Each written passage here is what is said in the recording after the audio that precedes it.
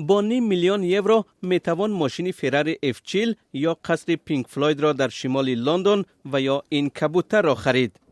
کبوتر با نام نیو کیم را در یک مزایده آنلاینی در بلژیم با نرخ رکوردی فروختند.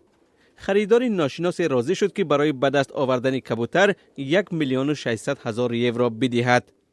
در مزایده یا تندر اینترنتی برای این کبوتر میان گروه شرکت‌ها از جمهوری مردمی چین و یک کلکسیونر مبارزه شدید صورت گرفت.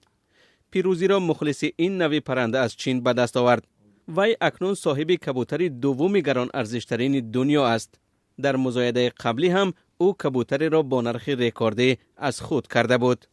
نیوکیم is gisteren verkocht voor 1,6 miljoen. نیوکیم را نفر صاحب شد که سال پیش کبوتر دیگر با نام ارماندو را با نرخ 1,250,000 یورو خریده بود. به سبب آنکه یکی از کبوترها نر و دیگر ماده است میتواند آنها را یک جا کند.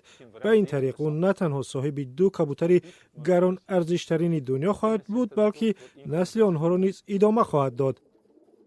نیو کیمی 2 ساله سال 2018 هم صاحب عنوان چقانترین یا چالکترین کبوتری بلژیم شد.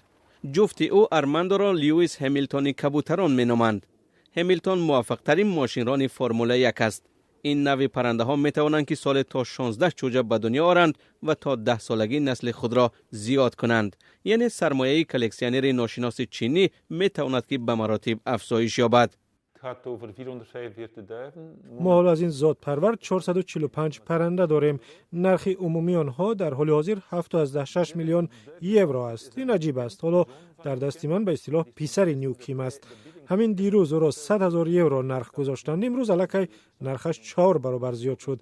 نرخ گذاری حالا ادامه دارد.